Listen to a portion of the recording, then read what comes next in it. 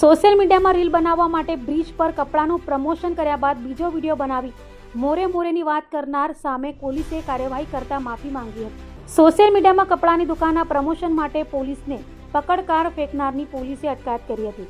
Viral વિડીયોમાં યુવક યુવતીએ કાપોદ્રા બ્રિજ પર રોડ રોકી રીલ બનાવી હતી. ત્યારબાદ બીજી રીલ બનાવી કહ્યું, માફી તો નહીં માંગું, આવી જાઓ મોરે, જેને લઈ સોશિયલ મીડિયામાં ભારે આલોચના કરાઈ હતી, જેથી પોલીસે ત્વરિત તપાસ હાથ ધરી હતી અને કાપોદ્રા બ્રિજ પર કપડાની દુકાનનું પ્રમોશન કરવામાં રીલ બનાવનાર કલેજા ફેશન નામની દુકાનના સંચાલક દર્શન સાબલપુરને કાપોદ્રા પોલીસે ઝડપી પાડી કાયદાનું ભાન કરાવતા માફી માંગતો નજરે પડ્યો હતો.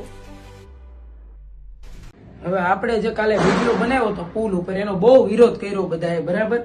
અને મારી ભૂલ છે, આ વિડીયોમાં હું તમારી પાસે માફી માંગવા આવ્યો છું, બરાબર.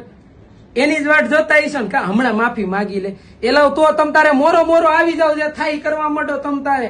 આમ જો વિડીયો જ અહીંયા જ બનશે, જે થાતું એ કરવા માંડો મોરો. આજથી 2 દિવસ પહેલા મેં મારું માર્કેટિંગ કરવા માટે ચીકુવાડી બીચ ઉપર વિડીયો બનાવેલો, જેમાં નીચે પેન્ટ પાથરીને વિડીયો બનાવેલો, માર્કેટિંગ કરેલું. આજ પછી હું કોઈની જાહેર જગ્યા ઉપર કે લોકોને તકલીફ થાય એવો વિડીયો કોઈ નહીં બનાવું. અને જે લોકોએ કમેન્ટ કરેલી હતી એને વિરુદ્ધ પણ મેં એક વિડીયો બીજો બનાવ્યો, એની હું માફી માગું છું, જેમાં મેં મોરો દેવાની વાત કરી હતી. તો આજ પછી બીજાને તકલીફ થાય અને પબ્લિકને તકલીફ થાય એવી વિડીયો હું નહીં બનાવું, એની માફી માગું